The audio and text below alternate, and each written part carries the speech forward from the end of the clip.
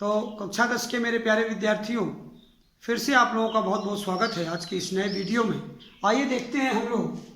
बेटा आज हम लोग कक्षा 10 विषय हिंदी भाषा पाठ पद परिचय की चर्चा हमने आपको प्रारंभ में ही बताया था कि आपको अपने दिमाग पर बिल्कुल ट्रेस नहीं लेना है, बिल्कुल दबाव नहीं लेना है। पद परिचय पाठ थोड़ा सा बड़ा है, उसको जानबूझ के बड़ा किया गया है ताकि आपको कहीं भी समझने में दिक्कत ना हो, कहीं भी आपको परेशानी न हो। इसलिए बहुत अच्छे से किसी चीज़ को समझने के लिए ऐसा हम लोग करें। पद परिचय में हम लोगों ने संज्ञा का फर्स्ट भाग आपको मिल चुका है। पहले तो पद परिचय में हमने आपको बताया कि शब्द क्या है, पद क्या है, फिर पद परिचय क्या है, फिर उसमें बताया कि पद परिचय के अंतर्गत उन 8 बिंदुओं की बात चर्चा आपको करनी पड़ेगी। हमने कहा था विद्यार्थी हो या शिक्षार्थी हो, परीक्षा में इस तरह के 8 तरह के बिंदुओं से आपसे अपेक्षा की जाती है कि आपको आना चाहिए। तो उन्हीं बिंदुओं के तहत हम लोग पहले बिंदु की चर्चा कर रहे हैं, किसकी? संज्ञा की। संज्ञा का पहला पार्ट आपको प्राप्त हो चुका है और पिछले वीडियो में हमने संज्ञा के 2 भेदों की, व्यक्तिवाचक और जातिवाचक की चर्चा की है, बाकायदा परिभाषा, उदाहरण और कंपेयर भी किया। कंपेयर कैसे जातिवाचक और व्यक्तिवाचक को एक ग्राफ बनाकर हम लोगों ने बॉक्स बनाकर उसको अलग अलग देखा और उसको हमने होमवर्क भी दिया था कि आपको अपने से भी 10-10 शब्द बनाने हैं। आज हम लोग बेटा बात करते हैं, जैसा कि हमने कहा था कि जातिवाचक संज्ञा की चर्चा हम कर चुके हैं, परिभाषा क्या है, उदाहरण क्या है, सब हमने आपको बताया है। आज हम लोग जातिवाचक संज्ञा के जो 2 उपभेद हैं, कितने उपभेद हैं? 2 उपभेद, उन्हीं की चर्चा आज होनी है। देखते हैं कि जातिवाचक संज्ञा के 2 उपभेद हैं। पहला है द्रव्यवाचक संज्ञा और दूसरा है समूहवाचक संज्ञा। कौन कौन से?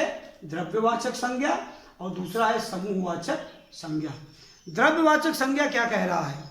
द्रव्यवाचक संज्ञा कहता है, मैटेरियल नाउन इसको इंग्लिश में कहते हैं, मैटेरियल नाउन। द्रव्यवाचक संज्ञा ये कह रहा है कि कुछ संज्ञा शब्द ऐसे द्रव्य या पदार्थों का बोध कराते हैं। कुछ संज्ञा शब्द क्या कर रहा है कि कुछ संज्ञा शब्द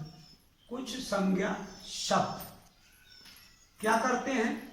ऐसे द्रव्य या पदार्थों का बोध कराते हैं जिनसे अनेक वस्तुएं बनती हैं। मटेरियल की बात करते हैं तो इन्हें द्रव्य या पदार्थ का बोध कराने वाले संज्ञा शब्द को द्रव्यवाचक संज्ञा कहा जाता है। मेरे प्यारे विद्यार्थियों, द्रव्यवाचक संज्ञा को फिर से समझने की कोशिश करेंगे। जो जातिवाचक संज्ञा का ही एक उपभेद है, मैटेरियल नाउन की बात करें, ऐसे द्रव्यों की बात करें, कुछ संज्ञा शब्द कुछ ऐसे द्रव्यों की चर्चा करते हैं या पहचान कराते हैं जिनसे बहुत सारी वस्तुएं बनती हैं। आप देख सकते हैं यहाँ पर उदाहरण में, अभी हम आपको दिखाएंगे कि लोहा, पीतल, प्लास्टिक, सोना, लकड़ी, पानी, ऊन, ये सब के सब जातिवाचक संज्ञा के उदाहरण हैं और जातिवाचक संज्ञा का बोध कराते हैं। अब लोहा है, लोहे की एक अपनी जाति, लोहे से आप पता नहीं क्या क्या बना सकते हो। लोहे की बाल्टी हो या लोहे की सरिया हो, उसको आप सरिया कहेंगे, उसको आप लोहा नहीं कहेंगे, क्योंकि लोहा जो है वो जाति का बोध कराता है।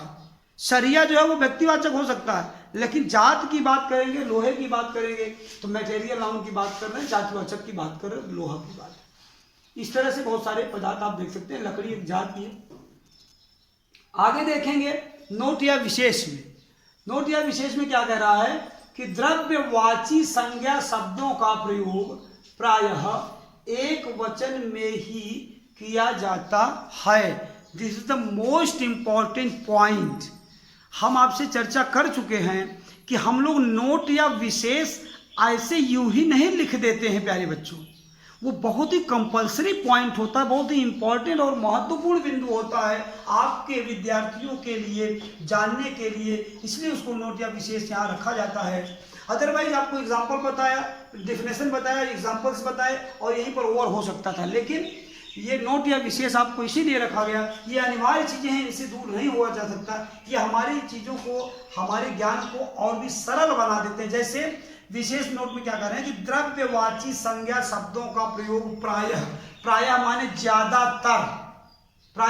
ज्यादातर एक वचन में ही किया जाता है, क्योंकि ये शब्द, ये माने कौन? द्रव्यवाचक संज्ञा शब्द गणनीय नहीं होते हैं, अनकाउंटेबल होते हैं। We can not count the material noun. तो हम द्रव्यवाचक संज्ञा को काउंट नहीं कर सकते, ये गणनीय नहीं होते बल्कि अगणनीय होते हैं, इनको गिना नहीं जा सकता। इसलिए ये हमेशा का मतलब प्रायः ज्यादातर एक वचन में ही होते हैं। प्यारे विद्यार्थियों, आइए जातिवाचक संज्ञा के दूसरे उपभेद की चर्चा करते हैं, जिसका नाम क्या है? समूहवाचक संज्ञा। ये देखिए, समूहवाचक संज्ञा, द्रव्यवाचक के बाद समूहवाचक। जो संज्ञा शब्द किसी समुदाय या समूह का बोध कराते हैं, बोध माने ज्ञान कराते हैं या जानकारी देते हैं। बोध सबको ये डिफिनेशन का वर्ड है, बोध यहाँ भी आया है, बोध यहाँ भी, तो इसको मतलब बहुत ज्यादा फुटरेस नहीं लेना कि बोध माने क्या। बोध माने समझ कराते हैं, ज्ञान कराते हैं, अनुभव कराते हैं, पता चलता है। तो कह रहे हैं कि जो संज्ञा शब्द किसी समुदाय या समूह का बोध कराते हैं, समूहवाचक संज्ञा शब्द कहलाते हैं। ये इनकी इसके डिफिनेशन है। मतलब ग्रुप की बात करेंगे, बंच की बात करेंगे, ग्रुप की बात होगी यहाँ पर समूहवाचक संज्ञा में। ये जात की बात नहीं करेंगे, व्यक्ति की बात नहीं करेंगे, ये पदार्थ की बात नहीं करेंगे, ये भाव की बात नहीं करेंगे, बल्कि बात किसकी करेंगे? ये जो होते हैं समूहवाचक संज्ञा, वो किसी समुदाय या समूह, किसी विशेष समुदाय या समूह की बात करते हैं, समूहवाचक संज्ञा शब्द कहलाते हैं। जैसे हम लोग यहाँ पर देखेंगे, पहले हम यहाँ नोट में या जैसे देख लेते हैं दरबार। दरबार एक समूह, कुछ लोगों का समूह को दरबार कहते हैं। दरबार में एक आदमी थोड़ी। सभा क्या है? एक से ज्यादा लोगों की सभा, लोग समूह। कक्षा किसी एक विद्यार्थी को, एक कक्षा का मतलब है बहुत सारे विद्यार्थी, समूहवाचक संज्ञा का उदाहरण कक्षा। फिर क्या कह रहे हैं? सेना। अब अगर कक्षा को यहाँ संज्ञा में देखेंगे तो समूहवाचक है। बट माय डियर स्टूडेंट, जब हम इसको वचन में बात करेंगे तो कक्षा एक वचन की बात करेगा, वहां बहुवचन की बात नहीं होगी। यद्यपि कक्षा में बहुत सारे विद्यार्थी होते हैं, लेकिन हमेशा कक्षा क्या होता है? एक वचन। इसीलिए आपको कक्षाओं में कहा जाता है कि शांत रह के आपको ज्ञान प्राप्त करना चाहिए।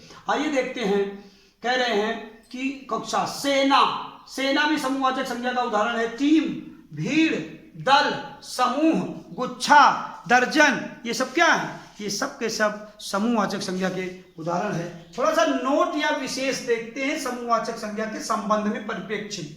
क्या कह रहे हैं कि समूहवाची संज्ञा शब्दों का प्रयोग एक वचन में होता है। हमको लगता है आपको समझ में आ गया होगा कि पूरा का पूरा जातिवाचक जो होता है वो एक वचन की बात करता है। आप देख सकते हैं, क्योंकि द्रव्यवाचक संज्ञा भी एक वचन में प्रयुक्त होता था, क्योंकि गणनीय नहीं है। और यहाँ कह रहे हैं नोट या विशेष में कि समूहवाची संज्ञा शब्दों का प्रयोग एक वचन में होता है, क्योंकि ये एक ही जाति के सदस्यों के समूह को एक इकाई के रूप में व्यक्त करते हैं, जैसे दरबार, सभा, कक्षा, सेना, टीम, भीड़, दल, समूह आदि। प्यारे विद्यार्थियों, हमने आपको प्रारंभ में ही बताया था कि संज्ञा के तीन भेद, व्यक्तिवाचक, जातिवाचक और भाववाचक। जातिवाचक के दो उपभेदों, पदार्थवाचक और समूहवाचक की चर्चा भी हमने आपसे किया। अब हम उस तीसरे संज्ञा के भेद की बात करेंगे, जिसका नाम है भाववाचक संज्ञा। क्या कहते हैं भाववाचक संज्ञा में? जिन संज्ञा शब्दों से किसी व्यक्ति या वस्तु के गुण धर्म, दोष, किसी व्यक्ति या वस्तु के दोष, किसी व्यक्ति या वस्तु के शील, किसी व्यक्ति या वस्तु के स्वभाव, किसी व्यक्ति या वस्तु की अवस्था, किसी व्यक्ति या वस्तु के भाव, किसी व्यक्ति या वस्तु की संकल्पना आदि का बोध होता है, वे भाववाचक संज्ञा शब्द कहे जाते हैं। फिर से एक बार प्यारे विद्यार्थियों डिफिनेशन देखते हैं। कह रहे हैं कि जिन संज्ञा शब्दों से किसी व्यक्ति या वस्तु के गुण धर्म, दोष, शील, स्वभाव, अवस्था, भाव या संकल्पना आदि का बोध होता है, वे भाववाचक संज्ञा शब्द कहे जाते हैं। जैसे क्रोध। अब क्रोध मैटेरियल नाउन तो है नहीं, क्रोध व्यक्तिवाचक तो है नहीं, क्रोध जातिवाचक तो है नहीं, क्रोध क्या है? भाववाचक संज्ञा है। भय, प्रेम, बचपन, ऊंचाई, नीचाई, यौवन, बुढ़ापा, मोटापा, बेईमानी, सुंदरता, चतुराई आदि सब के सब भाववाचक संज्ञा के उदाहरण है। मेरे प्यारे विद्यार्थी, क्लू देना चाहता हूं, एक विशेष पॉइंट बताना चाहता हूं। लिखा तो यहाँ नहीं है, मोरली बता रहे हैं आपको। भाववाचक संज्ञा का जो विशेष पॉइंट है, जो क्लू है, वो ये है कि we can not touch, we can not seen. हम तौल नहीं सकते, हम माप नहीं सकते, हम छू नहीं सकते, हम देख नहीं सकते। किसको? भाववाचक संज्ञा को। ओनली वी कैन फील, हम केवल अनुभव कर सकते हैं, हम केवल अंदाजा लगा सकते हैं। आप देख सकते हैं बेईमानी, अब कितने किलो बेईमानी हुई है, कितने लीटर बेईमानी, कितने किलोमीटर की बेईमानी, आप नहीं समझ सकते। मतलब ये भाव है, ये हृदय के भाव हैं, ये आदमी के अंतःकरण के भाव हैं, इसीलिए इन्हें भाववाचक संज्ञा कहा जाता है। खुशी, दुख, बुढ़ापा, बचपन, ये सब के सब क्या है? बीमारी, नीचाई, ऊंचाई, सुंदरता, चतुराई, ये सब के सब क्या है? भाववाचक संज्ञा के उदाहरण हैं। प्यारे विद्यार्थियों, आशा करता हूं कि शब्द निर्माण, पद परिचय, बात हो रही है कि पद परिचय पाठ के क्रम में आप संज्ञा की यात्रा को बहुत ही अच्छे से किए होंगे। संज्ञा को पूरी तरह से आप अभ्यास करेंगे, अपनी नोट कॉपियों में लिखेंगे बार बार, और उसमें फिर कोई डाउट आपको नहीं रहना चाहिए। देखते हैं अगर गृह कार्य, आज का जो गृह कार्य आपको प्राप्त हो रहा है इस वीडियो के साथ, आपको पीडीएफ भी मिलेगा इसका, इस शिक्षण बिंदु का भी पीडीएफ आपको मिलेगा, इस मटेरियल का भी और किताब का भी, और ये गृह कार्य भी आपको प्राप्त हो रहा है। तो इसमें कह रहे हैं कि द्रव्यवाचक तथा समूहवाचक संज्ञा की परिभाषा उदाहरण सहित लिखिए। द्रव्यवाचक तथा समूहवाचक, द्रव्यवाचक संज्ञा की परिभाषा भी है, उदाहरण भी है, नोट या विशेष भी है। समूहवाचक संज्ञा का आप देख सकते हैं डिफिनेशन भी है, उदाहरण भी है, नोट भी है, और यहाँ पर हो गए तो आप इसको लिखना है। उदाहरण आप लिखते समय प्यारे विद्यार्थी सभी उदाहरणों को लिखिएगा जरूर, लेकिन इसके बाद अपनी तरफ से भी 10-10, 5-5 उदाहरण जरूर लिखिएगा, तो समझ में आएगा कि आपको पाठ बहुत अच्छे से समझ में आया। दूसरे जो अभ्यास कार्य की चर्चा वो कह रहा है कि भाववाचक संज्ञा की परिभाषा, भाववाचक संज्ञा की परिभाषा उदाहरण सहित लिखिए। भाववाचक संज्ञा की परिभाषा उदाहरण सहित आप लिखेंगे। इसका विशेष या नोट पॉइंट आप अपने से लिखिएगा। मैं जो आपको बताया हूं, क्या बताया हूं कि हम केवल अनुभव कर सकते हैं, छू या देख नहीं सकते भाववाचक संज्ञा को। ये हृदय के अंतःकरण के विचार होते हैं, ओनली वी कैन फील। तो ये आप नोट विशेष पॉइंट आप बना लीजिएगा आंसर में। संज्ञा के सभी भेदों के 10-10 उदाहरण लिखिए।